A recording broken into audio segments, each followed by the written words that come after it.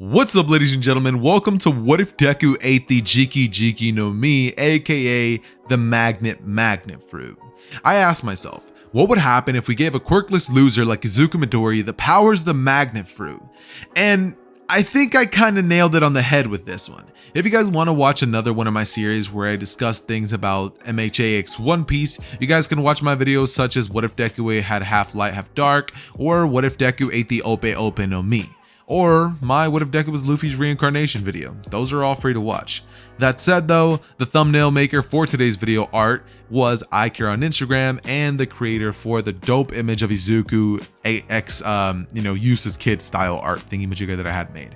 That said, if you guys go on to enjoy this video at any moment, make sure to smash that like button and also hit that red button so you're notified for all of my future videos, seeing as I upload every day. That said, enjoy. Hey Ross, sauce it up.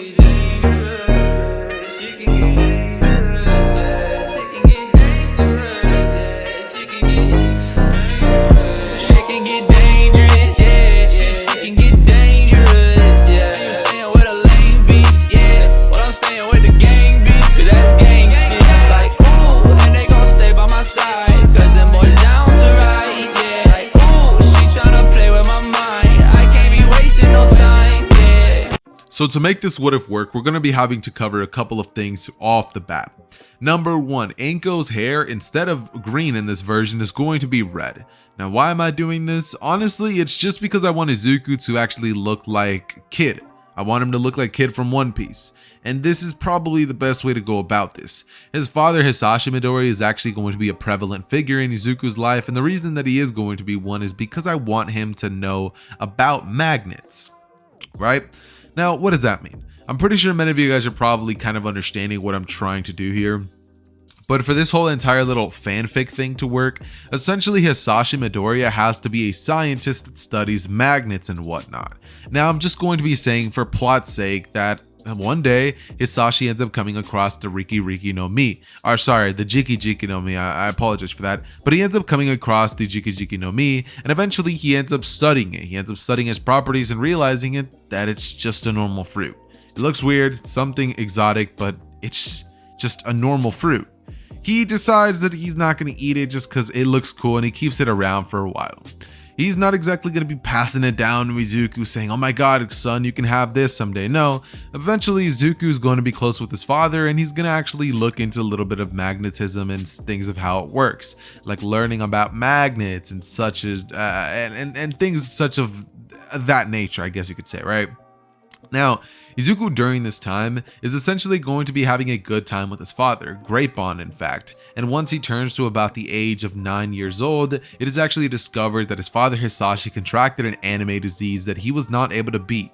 Eventually, Hisashi ends up losing the battle to the disease, and he ends up pretty much dying to anime cancer. Yep, the thing that killed Hashirama, Itachi, and I would say All Might if it wasn't for the fact that the man literally has a hole in his respiratory system. That said though, basically what ends up happening is Izuku, once his father is dead, he ends up getting more into magnetism, doubling down on it in fact. And eventually one day he ends up coming across a little briefcase that Hisashi had, a little glass container that held this strange looking fruit. Izuku decides that, he wants to try it. His father never did, and he always told Izuku that one day he wanted to eat it. Since he couldn't, Izuku decided that he would live his dream through his father. And so essentially what he does is he opens the glass thing after with a key. He ends up grabbing the fruit, cutting a little piece of it, and then eating it. Once he does so, he realizes that this is the worst sour, rancid tasting thing that he has ever experienced. And Izuku was like, nah, bro, like, what is this? Like, this is disgusting, right? He throws the thing away, but then suddenly it hits him. He feels as if a flood of information just hit his body. It was as if it was meant to be. Izuku realizes that what he just consumed was a devil fruit, the Jiki no Mi in fact, or in English translation, the magnet fruit. Once Izuku realizes this, he holds his hand out and these weird magnetism, electricity-like force surrounds his hand. When he sees this, he wonders what exactly he could do, and so he ends up pretty much holding his hand out and then using an attack that he makes up on the spot called Repulse. He ends up pretty much shooting everything away from himself that has iron or metal, things that can be magnetized, and it all just shoots away from Izuku in the room. Izuku realizes this and then rushes to his mother Inko, in which he proceeds to tell her that he unlocked his quirk. He doesn't tell her the fact that it's a devil fruit, but they essentially rush Izuku to the quirk doctor, where it's discovered that, yeah, it's strange. Izuku has the left joint, but for some reason he has a quirk. The doctor would say that it might be another type of evolution of quirks or some sort, that it might be strange, but Izuku seems to be a late bloomer, and seeing as it's nothing other than quirks, they're just going to be diagnosing it as such. Izuku is asked what he wants it to be called, and Izuku says, magnetism. That's what I want my quirk to be called. The doctor decides whatever, and from here he ends up writing off that Izuku has a quirk by the name of magnetism. Izuku ends up going home pretty happy, and from here he ends up making his way back to school, where he ends up deciding not to really tell anybody about the fact that he actually has a quirk this time around, but he just goes to school. And while he is, in school, he ends up doing a little bit of training with this devil fruit and a little bit of physical training, since now he knows that he has a devil fruit. Not only that, but Izuku's likes and tastes end up changing through the years, and he ends up turning into a little bit of a personality that Kid has in the One Piece anime, liking punk rock, liking guitars, liking to be a brutal fighter. Izuku, once he grows up more and more, ends up getting into a couple of fights at school, and this would actually lead to Izuku getting a couple of bad things on his record, but regardless, once Izuku signs up for UA, it's not really gonna matter. That said though, Izuku doesn't take anything from anybody anymore, and he actually starts standing up to Bakugo and all of his goonies, as well as most of the people in his class. Eventually though, the day where the teacher would bust in talking about how everybody needs to think about their futures would happen, and Izuku would be in the back of the class jamming out to his music, his rock and roll or whatever, his punk rock, and essentially, he has his headphones on, when suddenly the teacher walks up to Izuku and says, hey Izuku. The teacher takes the headphones off of him, and Izuku is like, oh, what? Sorry, I was distracted. The teacher then looks at him and says, I see you're going to UA. Why exactly are you going there? I thought you were quirkless. Izuku looks at the teacher and says, Teach, it's none of your business. And from here, Bakugo gets up off his seat and says, none of his business? That's the teacher. You gotta mind your manners, Deku. From here, he looks at him and says, what does a nobody like you have anything to do with UA? You're just gonna get yourself killed trying to be a hero, Deku. Like, yeah, you might be able to fight a little bit, but that's it. And Deku looks at him and pretty much ignores him to the end of class, where once the bell rings, Bakugo and his lackeys decide that they want to try to jump Deku. Little did they know, that's not a smart move. Izuku decides to finally unveil the fact that he has a quirk on this very day, and instead of just letting Bakugo get off the hook, Izuku does an attack that Kid is very much famous for. A bunch of garbage and scrap metal ends up coming and surrounding his arm, and Izuku then looks to Bakugo with a smirk on his face before saying the name of the attack. Now, do I remember the name of this attack? I am not going to lie to you guys, I forgot it. So let me look it up real quick and I'll be right back. Okay, and I'm back. And after scouring the internet for a grand total of like 3 seconds, I decided against looking it up. It doesn't really matter. I'm pretty sure you guys know what move I'm talking about, but he basically ends up creating a gigantic arm. Well, not exactly too gigantic, but relatively big in size. That wouldn't kill Bakugo and his goonies, but it would hurt them, right? Now, when Izuku creates this massive arm of scrap metal, he lunges it right at the direction of Bakugo as well as his lackeys, and it ends up hitting them and sending them crashing through the wall. Now, Bakugo and his lackeys were all basically, how do I put this, sent to a state where they could not get up for the lives of them.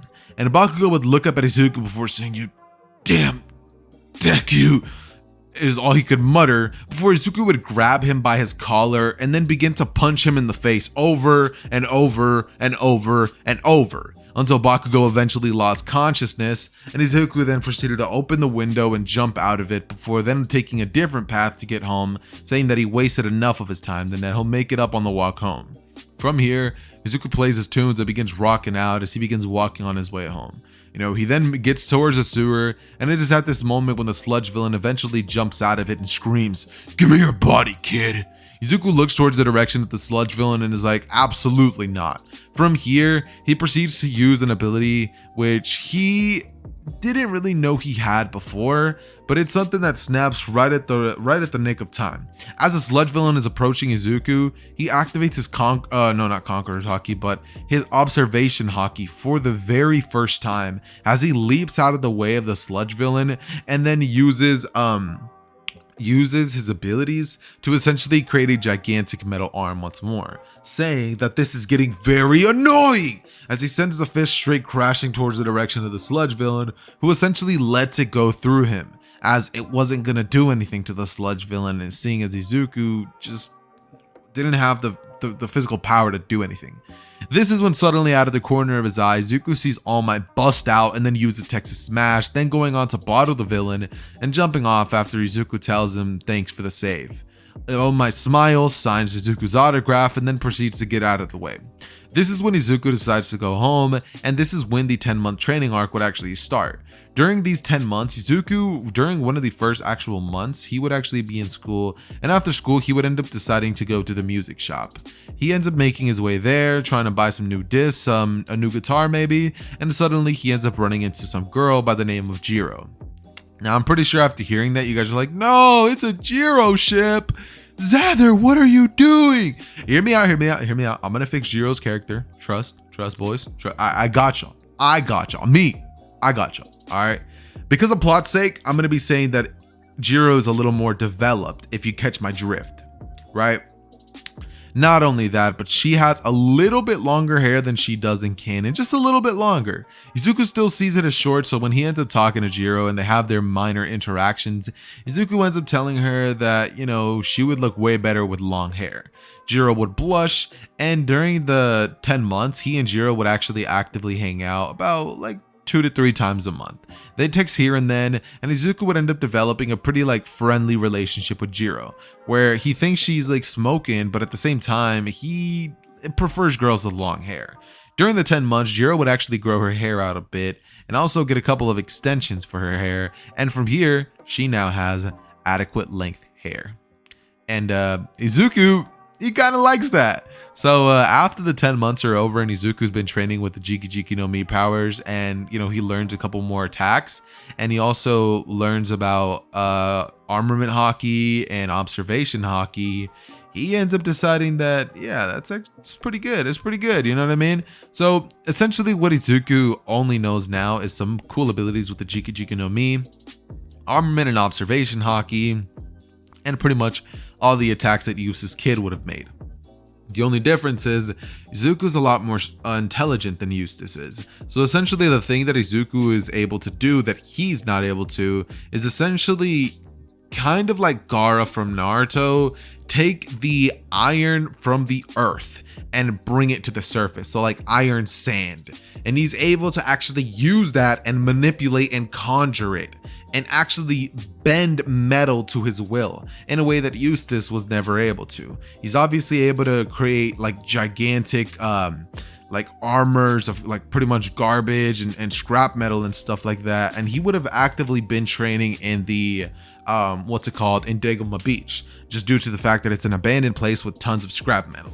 That's where Izuku learned and mastered a couple of his abilities. And when the time of the UA entrance exam eventually it comes around, Izuku's more than prepared for it. So he goes inside, ends up taking the test, bumping into Jiro, wishing her luck, and going on to ace the physical portion of the UA entrance exam. And why do I say he aces this? Well, because Izuku controls iron, metal. And what are these robots made out of? They're literally made out of metal. So when Izuku sees them, he literally goes on to smile and hold his hand out before then saying, "Repel." Suddenly, all these robots would be sent flying in different directions and they would land on the ground, essentially breaking. Izuku would go through the robot portion, essentially using the scraps of metals from the robots and creating his own giant robot that he uses to just start destroying and dismantling other robots. The people watching from the intercoms and things from the cameras would be extremely impressed by Izuku's usage of his quirk in this situation and would be thinking that maybe this might be a challenge. They end up unleashing the 0-pointer, and it's at this point that Izuku looks to Uraraka, who's about to be crushed by some scraps of like earth and like buildings and stuff like that. And he looks towards Uraraka before saying, "Get out of the way!" From here, he sends a scrap of metal to protect her for a bit. Uraraka's able to get out of the way, and from here, Izuku looks up to the monstrosity that is the 0-pointer. Following this, Izuku decides that this is going to be one of the hardest things he's ever done. Izuku goes on to essentially create a gigantic arm that he would use to essentially jump on the top of a building and look directly at the zero pointer with zero fear in his eyes. He then proceeds to yell, "Repel!" As suddenly the strongest beam of energy of repel that he could muster would shoot at the zero pointer and send it toppling to the ground. From here, Izuku smiles and eventually ends up leaving the area, going on to wait for his acceptance letter, which he knows very well is going to be coming to him. Keep in mind, this version of Izuku is smart. He just doesn't show it as much as he would. He also stopped doing that hero book writing thing. He stopped keeping up with weaknesses and stuff like that. And instead of just writing them down, he just memorizes things like that. That said though, eventually Izuku's first day of class would end up coming around, and when Izuku inevitably sees Bakugo in the class, there is a little bit of tension between them. However, he ends up going towards Jiro's direction, who was actually being flirted with by Kaminari. Now Izuku would look to Kaminari up and down and then say, "Who's he?" Jiro just says that it's one of their classmates, and Izuku says, "So, you still up for a date later?" And Kaminari looks at Izuku and is just like, "Oh man." From here, he ends up leaving Jiro alone, and Izuku just smiles to Jiro before she just chuckles and says, "You know, he was getting pretty annoying. I'm glad you came when you did." Izuku would say, "No problem." And from here, he would go on to essentially just talk to Jiro until Aizawa wakes up and tells them all about the Quirk apprehension test. From here, they all go outside and get changed, and Izuku decides that he's gonna be showing off just a little bit, just for Jiro, right? He ends up going outside, and when they're out there, Izuku would look to the direction of, say, Aizawa as he gets tossed the ball to his direction. Izuku catches this and asks what he's supposed to do with this. Aizawa then goes on to explain that he is simply to throw that ball as far as he can within that circle, telling him not to hold back and to do his best. Before Izuku then proceeds to create a gigantic arm and then essentially throw it as far as he possibly can. He ends up getting an impressive score, but he only is able to use nothing but the brutal physical force of the arm that he has, and since Izuku isn't exactly like god tier strength, it ends up going far, just not like insanely far, which I'm not sure how far that would be. I'm not really honest. I'm just gonna be putting, let's say, 1,200 something meters, maybe. Is that far-fetched? I'm not sure, but let's just go with that, okay? Anyways though, essentially everybody else begins to get excited, and it's at this moment that Aizawa reveals to everybody that this is not a game, telling them that since they think this is fun, how about this? Whoever comes in last place will be expelled. Immediately after hearing this, everybody else would be like, "Yo, what do you mean expelled? You can't just expel us. You can't do that. You're not allowed to." Aizawa looks at them and says, "I'm allowed to do whatever I want." And he then proceeds to look at them menacingly before they all just look at Aizawa and they're like, "All right, noted. We're gonna do our best." Aizawa then proceeds to have a chuckle on his face before Deku then turns to the direction of Jiro and then proceeds to ace each and every single one of the Quirk apprehension tests that are in front of him. Izuku goes on to do extremely well in the long jump, the 50-meter dash, the crushing the thing. He uses his magnetic ability to essentially crush it, and actually no, I'm not even gonna say he uses his quirk for that. Izuku's physical strength is on another level, so he's able to actually crush it. Seeing as Eustace Kid in the anime is able to do a lot more than just kind of crush a little inky dinky little grip strength test. So Izuku's able to crush it, right?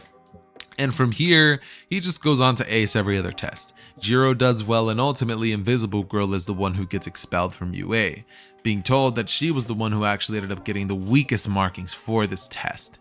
She ends up crying, but like, "Oh my god, why?" And from here, Aizawa just proceeds to tell her not to make this harder than it has to be, telling her that while they do this, they might as well talk about the sponsor of today's video, fandom. As anime fans, we love to show our support to our favorite shows by rocking anime apparel. But something I'm pretty sure we can all agree on is it's so expensive. So I've partnered up with Fandom to bring you all affordable, high quality anime merch that you are sure to love. And if you use my code ZETHER at checkout, you can even get an extra 10% off the already affordable merch. Keep in mind, it does come from overseas sellers, so its sizing is going to be different since it's overseas. That said, let's get back into the video. Jumping back into the story, however, after the sponsor break, what ends up essentially happening is basically after the Quirk apprehension test is done, Izuku just turns to Jiro, who at this point looks a little bit similar to, what's her name? Nico Robin. A little bit, just a little bit of hints of Nico Robin in there, you know what I mean? And he ends up proceeding to essentially just go out with her. They end up going to Jiro's place, they end up rocking out for a couple of hours, and then they hit their local Chick-fil-A, which is my personal favorite place to eat at. It's just a godsend place, bro. It's amazing. But anyways, they end up going to Chick-fil-A, they jam out, you know, they're having a good time, they're all enjoying themselves, and eventually they end up just doing their thing, you know what I mean? Like they start doing their thing, if you get what I'm trying to say, you know what I mean? Like they start you know, hitting the books, learning math, you know, algebra, history. They start doing things like that, right? And they get pretty smart. They get pretty smart in the process, might I add. But once they're done doing all this, they eventually end up parting ways, and Izuku just sends a text to Jiro the next morning saying, "Some night, huh?" Jiro says, "Oh, it was amazing." She proceeds to tell him that learning about magnetism was great, that he's actually a pretty smart person, that he should show that side of him some more. Izuku's like, yeah, let me show that side some more, you know what I mean? From here though, what basically ends up happening is they end up going on to have a couple of days worth of getting to know each other before suddenly they find themselves in their last period of class 2 days later, and All Might ends up busting in the door yelling, "I am here." We pick our story off with All Might saying, "I am here," coming in like a normal person. You know, obviously All Might barges in the classroom, he starts bathing in the glory, and he's pretty much just expecting it. Everybody in the class is giving him like the most hype and everything, and Bakugo's trying his hardest not to fanboy. Deku looks at All Might, he thinks he's pretty cool, but he's not exactly gonna show it because the man is a hard ass. And you guys might be wondering, why is Izuku so much like Kid from One Piece?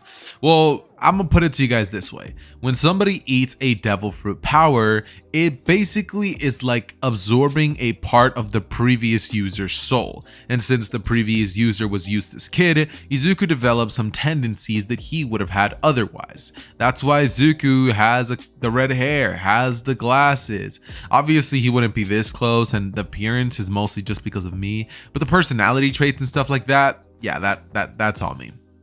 That said though, anyway, so basically what ends up happening following this little All Might altercation thingy whatever is he goes on to tell everybody to pick names from this hat. They go on to do so and they get paired for the 2 versus 2 hero versus villain battle. Following this, Izuku ends up pretty much being paired with Mineta. He looks to Mineta and Mineta's like, "Great, I'm gonna path with you by my side." Izuku then looks to his opponents, and his opponent said he's going to be facing is Tsuyu Mineta versus not Tsuyu Mineta, but Tsuyu versus Kirishima. Izuku, after seeing this, would think to himself that seems like an easy thing to do. He looks at Kirishima's red hair and thinks that it looks pretty cool, and from here he goes on to walk towards Mineta, or walk away from him, seeing as Izuku doesn't need any help. He works alone.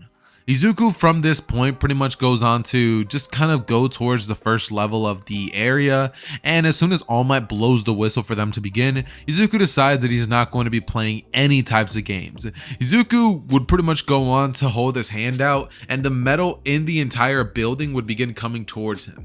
It just begins piling up on him. And he takes the metal from places so that the building's infrastructure wouldn't be weakened, so, you know, obviously it doesn't collapse on him. It can if he wants it to, but seeing as the simulation is a bomb scenario, he can't exactly cause the building to just collapse on itself. That said, what Izuku pretty much ends up doing is just collecting so much scrap metal until eventually he makes it to the room with Tsuyu and Mineta. Once inside, Izuku has a gigantic robot thing around himself. and he goes on to form two giant hands made out of scrap metal, right? From here, he goes on a punch towards the direction of both Tsuyu and Kirishima, and this would leave Mineta to essentially come running in with his little diaper costume and jump onto the bomb, leading to the hero's eventual victory of the villains. This would lead to Izuku and Mineta going towards the hero screening room where they were watching the battle go down, and Momo would begin talking about how, Izuku's the MVP, he did everything right, he did nothing wrong, yada yada yada. Eventually, what ends up pretty much going down following these little events is we want to have about 2 days worth of break where Izuku is pretty much just spending his time playing guitar, vibing out, passing out, and watching a classic Zether video, because come on now, what could possibly be better than watching one of my videos? Other than literally everything else. Anyways, though, on a different note, a couple of days following this, the USJ event is actually going to be happening very soon. So all the students were asked to go take permission slips, and they were all pretty much doing, their thing, trying to get their permission slip signed by their parents. What ends up essentially going down following this is they all pretty much find themselves in the cafeteria when suddenly the bell goes off, right? The bell starts flashing everywhere and everyone starts freaking out. Izuku wasn't actually picked for classroom president, and it was actually Ida this time. So instead, what ends up pretty much going down is Ida goes on to tell everybody to calm down, that UA students should not do or act such as this when it comes to a potential villain threat, that they're heroes and that, they should feel embarrassed for what they did. Everybody realizes this, and from here they go on to take a chill pill before then following Ida's directions and calming down. Later, only to realize that it was just the press. Only, quote unquote, since a villain did actually help them bust in, and that villain was, I'm pretty sure, Shigaraki. That said, what ends up essentially going down after this is basically Izuku is on the bus. Right, he's on the bus on his way to the USJ alongside Jiro, him and her listening to some tunes. Jiro goes on to show Izuku something, and he's like, nah, it's not punk rock enough. He goes on to show her something else, and Jiro's like, you know what, this is actually kind of nice. She ends up liking it. Izuku and her vibe in the back. Kirishima says that Izuku's manly, that his quirk is awesome, and Tsuyu brings up who the strongest person in the classroom could possibly be. She says that from the looks of it, it's probably Todoroki, seeing as he was the one who dealt with the team that he was facing the quickest. Then they go on to essentially make their way towards the USJ, arriving only for 13 to ruin the surprise and give a boring speech about how quirks are dangerous. What a surprise! Superpowers in the hands of humans, like literally the most dangerous species in the world, is dangerous? What? Hey, no way. No way. No way. Anyways, as many of you guys are probably expecting, eventually a purple portal would appear in the middle of the stadium of the USJ. Everybody gets their guards up, and Kurigiri would go on to teleport everybody away, with the exception of one. Actually, never mind, no exceptions. Izuku gets thrown onto the boat too, and he ends up being saved by Tsuyu, ultimately being thrown on the boat because I don't want Tsuyu and Mineta to die, because realistically, if Izuku's not there, they die like 9 times out of 10. That said though, what I believe ends up happening after this is essentially Ida proceeds to break out and go call All Might, and Izuku would essentially use his quirk to create, to pretty much shoot a bunch of scrap metal towards his direction, and also use the sand that's in the area to suck the iron out of it. It comes to his direction in small particles, and Izuku then begins to kind of clump it all together so that it's able to create one giant fist. He then throws it into the water, and it begins to essentially go around just hitting everybody, knocking them out in the water, leading to a couple of them, how do I put this, drowning. Anyways though, what ends up happening following this is Izuku goes towards the direction of the mainland, where he ends up witnessing Aizawa's appearance, and what he sees is not particularly pleasant. He sees Aizawa's head getting smashed in by the Nomu, with Shigaraki scratching his neck and a purple mist portal like dude standing in the middle of all of that. Izuku, seeing this, would say that that's repulsive, and from here he gets angry. He proceeds to essentially use his ability to try to hit the Nomu, but the Nomu just tanks it. It eats it like a champ, and it then goes on to regenerate, rushing towards the direction of Izuku. He's shocked because never before had an attack of his not been, not worked. And even though the Nomu looks scary, he was thinking that maybe it was just one of those appear scary, actually be weak people. But plot twist, the Nomu's actually pretty fearsome. That said though, what ends up essentially going down following this little altercation is basically Izuku then goes on to get absolutely beaten down by the Nomu. Izuku gets pretty much ragdolled and punched away by the Nomu, and his ribcage literally almost shatters because it gets broken and one of his bones is pretty much pulverized, and Izuku coughs out blood, right? He's on the ground spinning out of control, but when Izuku lifts his head up, he is seething with rage. Never before had somebody attacked him like that and gotten away with it. Izuku looks towards the direction of the Nomu and says, "You damn bastard!" As from here, his Conqueror's Haki just goes off the charts, and everybody in the USJ feels his Conqueror's Haki. They fall to the ground, at least all the weak people, and most of the villains would end up pretty much getting knocked unconscious. One of the people who gets knocked out is Shigaraki himself, and following this, Kurogiri would actually go on to grab Shigaraki and get on out of there. Izuku was able to actually kind of make the Nomu a bit scared, but since it has no sentience, it didn't really bother the Nomu. Izuku from here proceeded to rush at the Nomu with armament Haki around himself as he proceeded to punch at the Nomu's face, and the Nomu just pretty much stood there. It literally stood there and ate it like a champ. Izuku was getting angrier and angrier by the second, and from here he would go on to create a gigantic robot made out of metal scraps, not caring about the building's infrastructure falling or collapsing because his pride's wounded. And Izuku's not letting that slide, because him personally, he ain't no B word. That said though, he would go on to pretty much begin to beat the Nomu around a little bit, and eventually the Nomu would get its bearings together, and with his super speed, he would pretty much begin dismantling all of Izuku's little magnetized robot pieces. Keep in mind, Izuku's not really as strong as Eustace Kid. He has his abilities, but if you really think about it, he's not facing the same opponents that he does. His powers and stuff like that don't exactly scale the same amounts. While it is the same thing, they're watered down weak versions. There will only be one Eustace Kid.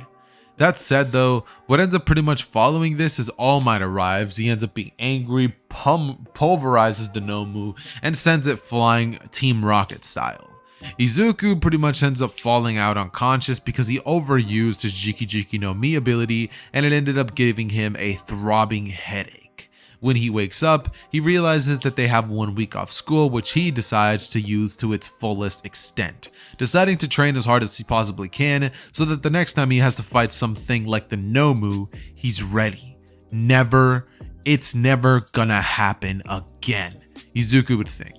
Following this though, he goes on a trade for a week and ends up pretty much amping his abilities and powers just a bit more, and eventually he makes his way towards the UA podium, where he ends up giving his speech the day of the UA Sports Festival after being informed by All Might himself that he's actually going to be the one responsible for that. One thing that I really want to mention now is that Izuku was actually offered a certain special power. The power of One for All. And you guys might be like, okay, so Izuku probably took it, right? Yeah, you're right. I mean, normally I'd probably be like, oh, Izuku said that he doesn't need somebody else's power, but Eustace Kid doesn't care. Like, bro, I don't think Izuku would care about how he gets stronger. He just wants to get stronger. So Izuku ends up taking One for All, and due to the fact that he has no quirk and it's actually a devil fruit, it pretty much ends up matching Izuku's body perfectly and giving him 0 drawbacks, allowing him to access to a huge amount of One for All's power, but not exactly full cowling, seeing as Izuku isn't able to actually learn that until later when he goes to internship with Gran Torino, after his defeat of everybody else in the UA Sports Festival. Because let's be honest, the devil fruit abilities plus One for All, nobody's stopping Deku. The first event would be the race, and as many of you guys are probably gonna expect, Izuku would pretty much end up coming in 2nd place. Yeah, Izuku's fast or whatever for normal humans, but he's just a base human. He can't slide around in ice or fly like Bakugo can, so he comes in second place after stalling Bakugo long enough for Todoroki to get first. When it comes to the cavalry battle, Izuku would get in Todoroki's way and inevitably end up stealing the headband from Bakugo after Bakugo took it from Todoroki in a very slick-like fashion, saying, "You snooze, you lose" in the process. Before then, the event proceeds to end and Bakugo looks at Deku with an angry expression on his face. Following these events, we have the 1v1 battles with Shinso versus Deku. When Shinso opens his mouth and begins to essentially trash talk Izuku, Izuku's not having any of it. Izuku's not going to be like, "Oh, well, like talk back to Shinso." He's not about words. He's about that action. So when Shinso starts talking crap about him, telling him that he's so blessed to have these powers, Izuku doesn't say a word. He rushes to Shinso and pummels this man in front of thousands of people and on live television. People begin to say that that was a little brutal, but some of them actually enjoyed it. More of the people who actually enjoy those types of fights or beatdowns. That said though, we then go into the second battle, which would consist of Todoroki versus Izuku Midoriya. What ends up happening in this portion of the thing is basically once Todoroki shoots a giant geyser of ice at the direction of Deku, Deku is almost caught off guard. Had it not been for the fact that he actually used his ability to repel Todoroki to move him out of the way slightly with his sand. So how do I explain this? So basically here, let me kind of put the scene together. So imagine Izuku has the ability to essentially control like iron sand, or no, not like iron sand, but like iron follicles in the earth. Those little, those little grains of iron or whatever end up clumping together, right? And he ends up having access to a pretty large amount of, attacking things, right? Plus scrap metals in there, and like minerals and whatever and whatnot are in the ground. So Izuku is basically able to, how do I put this? So picture it like this. Izuku gets shot at by an ice glacier, and Izuku gets shot up pretty high and almost falls off of the geyser, leading to Todoroki's win. But he's able to hold on just long enough for him to use his sand to essentially grab onto Todoroki and yank him to the ground, like yank him out of bounds so that Todoroki was able to essentially lose. Some of you guys right here might be like, "Hey, yo, but Eustace can't do that. How come Izuku could do that?" Well, I mean, it's magnet. He can control magnetized forces.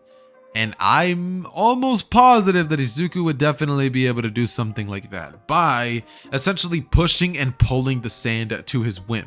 Like, he pulls it to go forward, he pushes it back, he pulls and pushes, essentially is how he was able to control it. And all he had to do was pull it towards Todoroki.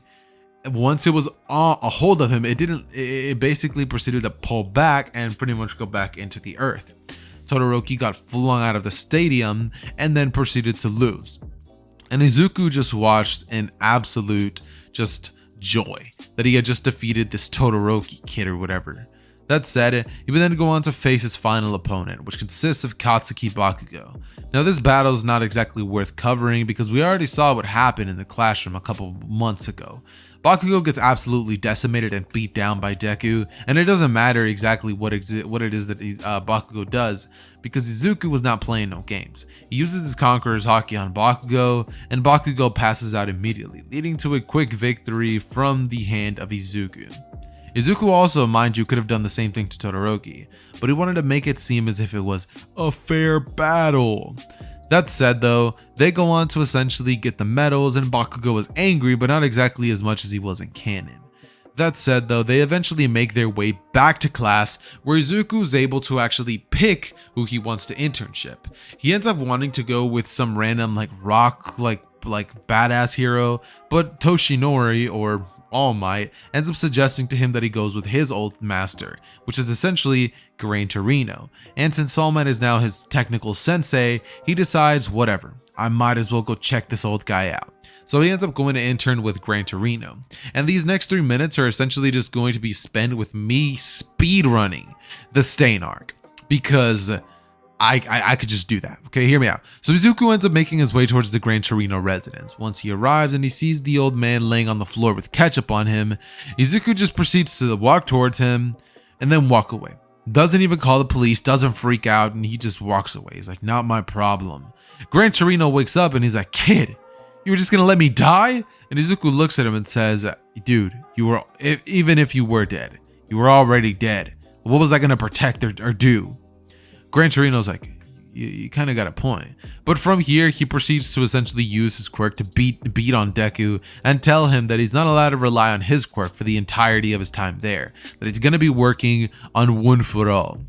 And essentially Izuku does so, except since he has more muscle mass, he's able to actually control a grand total of 20%, leading to Izuku actually being able to keep up with Gran Torino somewhat. Eventually, the situation happens where they go to Sosu City, and with Izuku's 20% control of full cowling, he's able to actually defeat Stain without even relying on anything other than his armament hockey, as well as one for all. And you guys are probably like, why'd you give Izuku one for all? It's just in his nature.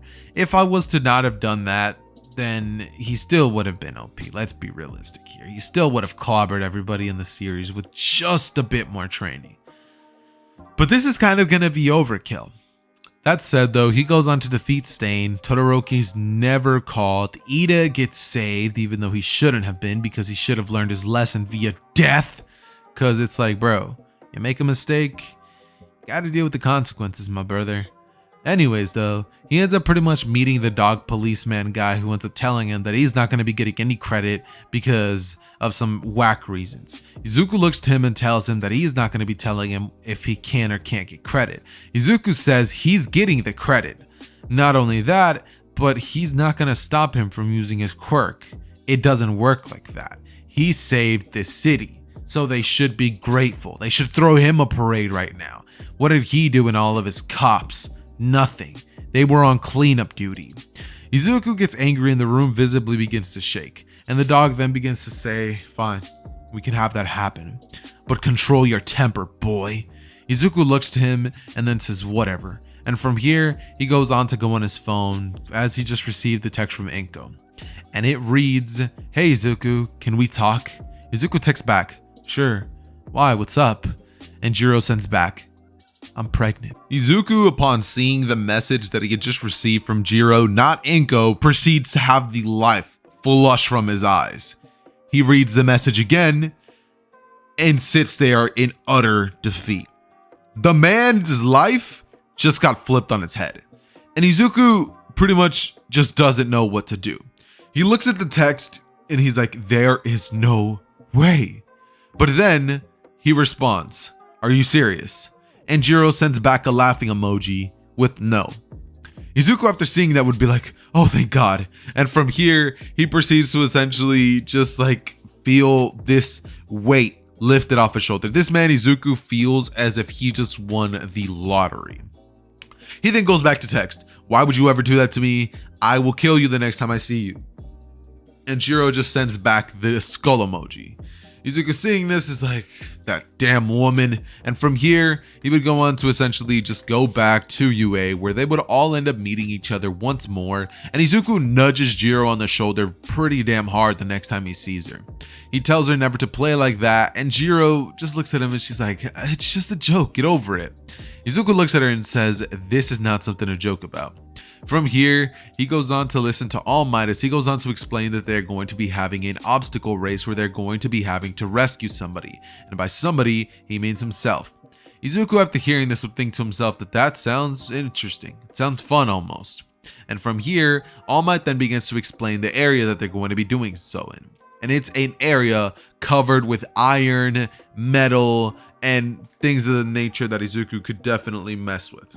That said, as soon as the event would be called, instead of Izuku copying Bakugo's moves, what he essentially ends up doing is using his magnet fruit to essentially lift up one of the pieces of rubble underneath himself. So he's just on top of it, and he then proceeds to essentially like fly with it like some sort of hoverboard, right? Like he starts flying with the thing, and the dude just starts gliding towards the direction where All Might's at, even faster than, you know, dollar store Spider-Man can do it. By that I mean Zero. But Izuku ends up making his way towards All Might, and All Might just looks at him with a smile on his face, saying, I'm glad you made it, young Midoriya. Izuku then looks to All Might and says, yeah, it was a little bit of a hassle, but I made it here. He then goes on to grab All Might and then be the winner of this. This would lead everybody to think that Izuku's awesome, and Bakugo would just be getting more and more jealous as the days go by.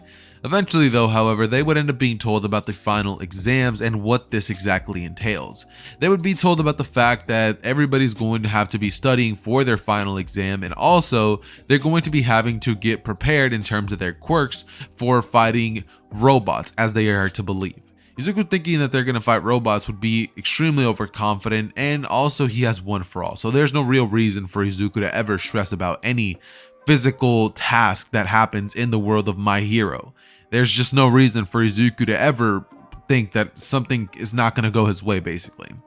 But that out of the way, what essentially ends up happening is Izuku goes on to study, right?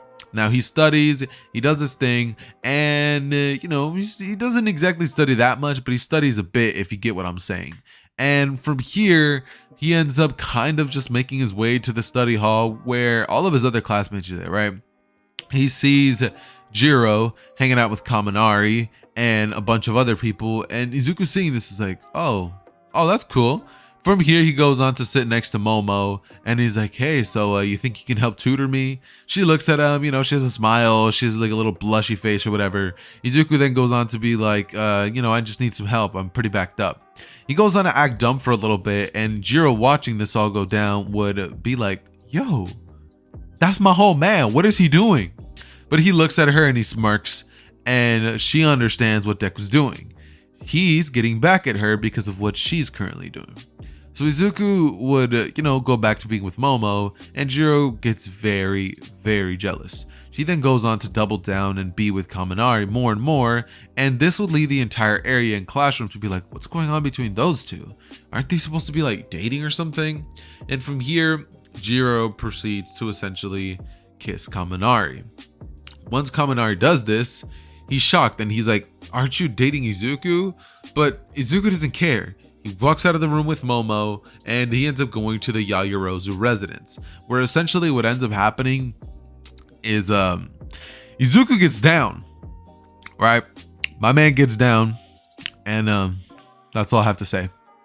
Anyways though, basically following these interactions, they would finally end up getting to the finals day, where once they arrive to class, Izuku aces it, and he actually ends up getting the highest score in the class, beating the likes of Momo herself. She would be extremely impressed with Izuku, and he would thank her for all of her help. Jiro then goes up to Izuku and is like, what are you doing? Like, why are you hanging out with her that much? Like, what did you do? Izuku then looks at Jiro and says that, like what they have going on was cool and all, but she decided to do what she did first, so he was just returning the favor. Jiro looks to Izuku and says, fine, whatever. And from here, Izuku begins to hang out with Momo. More and more and more. And eventually, once they do end up doing the final exams where Izuku has to face All Might himself with the help of Bakugo, since they know that Bakugo doesn't like Izuku, once Bakugo rushes in at All Might and begins to try to essentially beat him down, All Might pretty much proceeds to clobber down Bakugo, and after that ends up pretty much happening, Izuku is simply left there to be like, alright then, I guess I'll help. From here, he ends up pretty much ripping out the metal from tons and tons of buildings, and he ends up creating this gigantic arm. It's massive. Let me tell you, this arm is like the size of a building itself, right?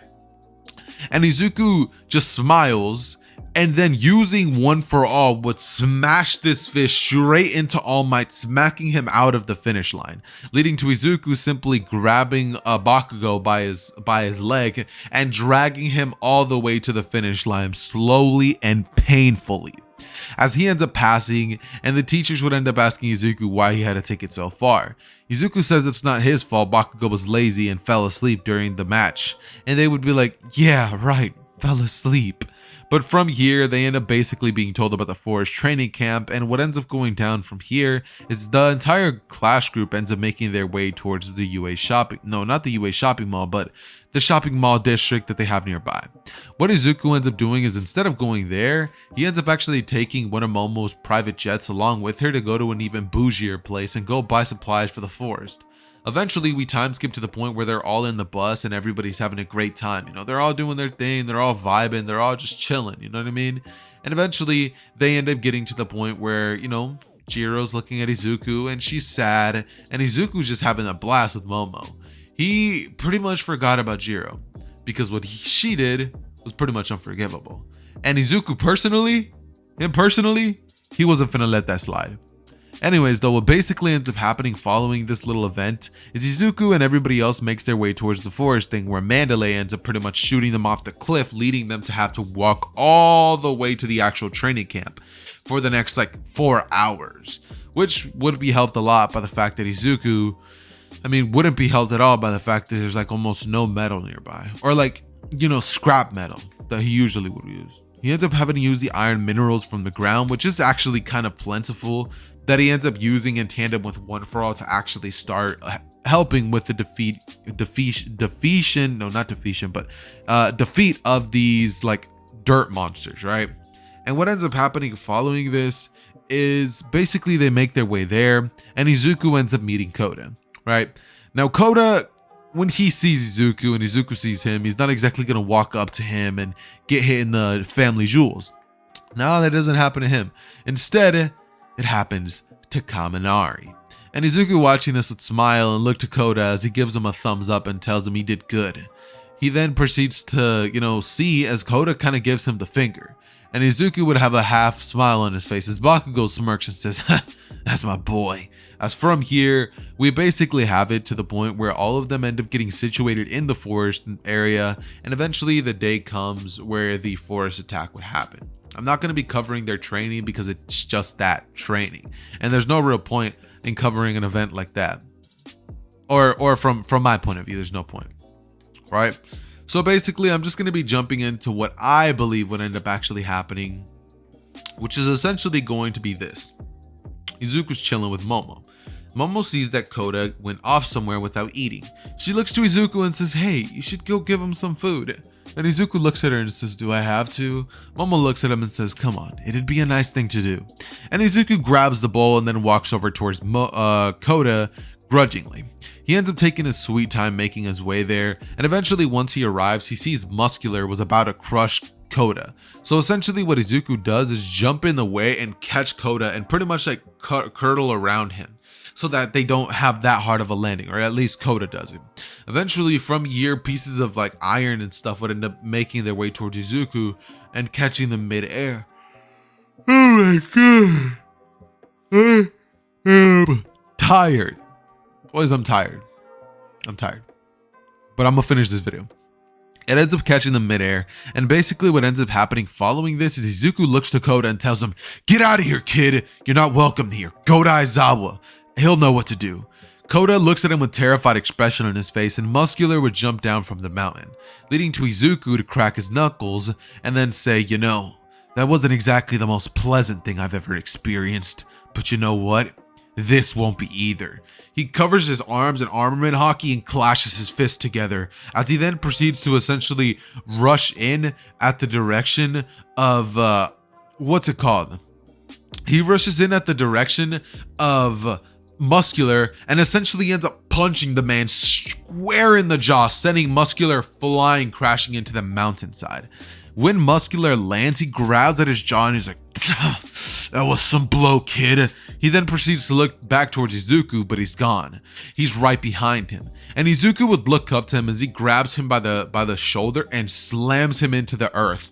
Then proceeding to essentially beat the man in the face like over and over and over and over as Muscular gets knocked out, and Izuku then rushes his way towards the direction of Aizawa, where he ends up arriving and seeing that Koda's just fine. Then he ends up wondering to himself, "Momo, where's Momo?" He ends up rushing into the forest, and instead of going on to help Ojiro, or no, not Ojiro, but Dupli Arms and Tokiyami, what basically ends up happening is, how do I put this? Like does Dupli Arms die? Comment it down below in the comments. Do you guys think Dupli Arms would die, or do you think he would survive via some miracle?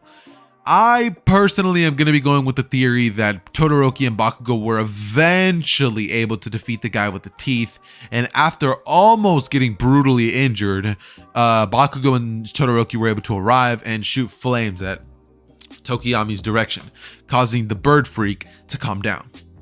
Following this, we cut to Izuku in the forest, rushing towards Momo, thinking to himself if she's okay.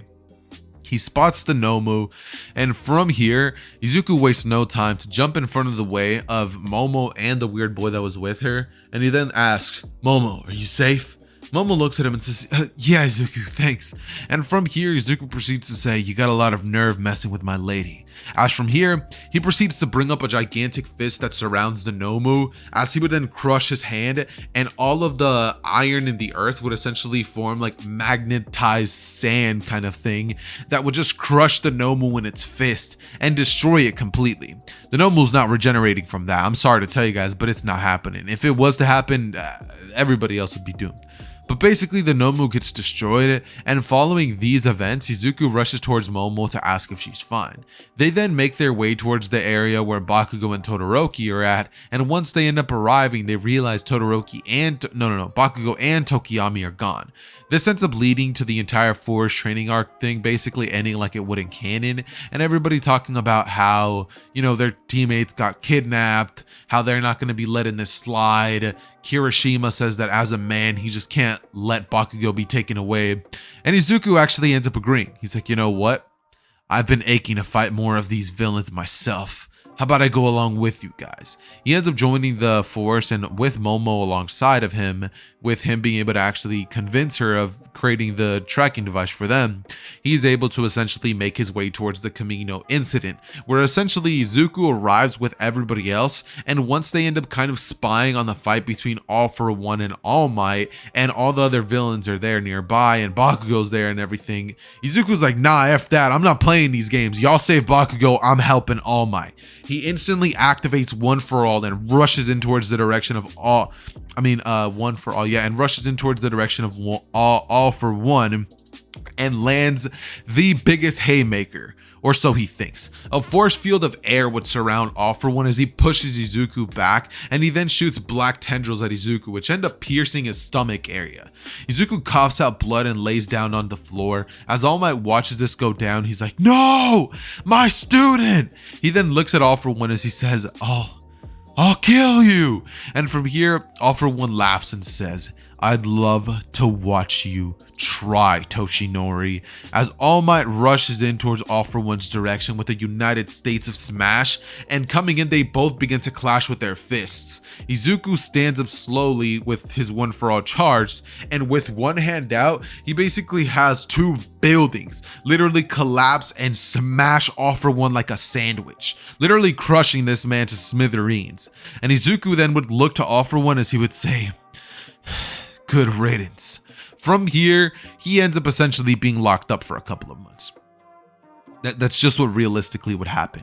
Normally, I'd be like, nobody was able to watch, but this actually happened in the general area of Kamino Ward, where there was a chopper that caught all the events that happened. So Izuku ends up kind of being like locked up, not exactly for jail, but for trial, and his hero abilities are pretty much suspended for the time being.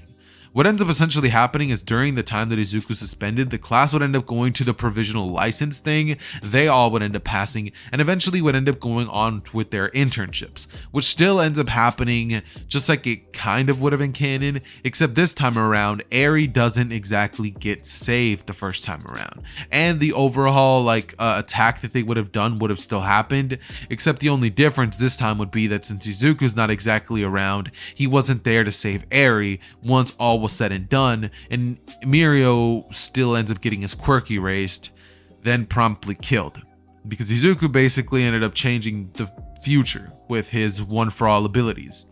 But seeing as he's not here anymore, that doesn't happen. So basically, once Izuku ends up being released by the Hero Commission, they end up essentially telling him that they noticed a couple of things about him. Number one, he's not like most other heroes. He doesn't believe in change via allowing people to have the opportunity to try and better themselves. Izuku believes in change via getting rid of the problem. If there's no problem, then there is no issue. And that's exactly how Izuku views the world, and how many of us should view it. Why should we give other people the chance to keep doing the things that are bad? We should fucking kill. I did not mean to cuss. Okay. Susan, please don't give my video a yellow mark, please. Please and thank you. Anyways, though, so we should not give people the ability to essentially continue doing those things, and we should just get rid of them. We should off them. At least that's how I think most anime protagonists should deal with them. So basically, the Pro Hero Commission ends up deciding that Izuku is going to be kind of a hero similar to Hawks, where they're going to essentially fund everything that he does, and Izuku's going to be having the ability to actually off these characters and put them on t-shirts, or at least the villains. After a couple of months of training with the Hero Commission and not actually returning to UA High School, Izuku gets his ordeals in order, right? He ends up getting closer with Momo, Jiro and him end up making things up, and Jiro becomes his side piece somewhat. Momo is completely unaware. I just think that's what Yusa's kid would do personally. Basically, he ends up essentially making his way towards what's it called? He ends up making his way towards Overhaul and essentially dismantling the dude. He was not surviving after Izuku found out what he did to that little girl. Like destroying her and rebuilding her over and over. Bro, you don't do that to a little kid. So Izuku basically ends up pretty much torturing Overhaul before he finally got rid of him, and then taking Eri to the Pro Hero Commission to actually be trained. They would end up actually asking of the help of Aizawa to help with the training of Eri, and the training process would actually be a very good one. She ends up becoming a hero under the Pro Hero Commission, and all's well that ends well. That is essentially where I'm going to be ending. What if Deku ate the Jiki no Mi? I wonder what you guys thought about this video down below in the comments. If you're here for the movie version, make sure to let me know by commenting hashtag magnet, hashtag magnet is here or something like that, right? But if you're here from the normal part series, then make sure to comment hashtag ending, just hashtag ending. That said though, I love each and every single one of you guys. It has been your boy Zether. Make sure to check out the links down below in the description, and I'm out. Peace.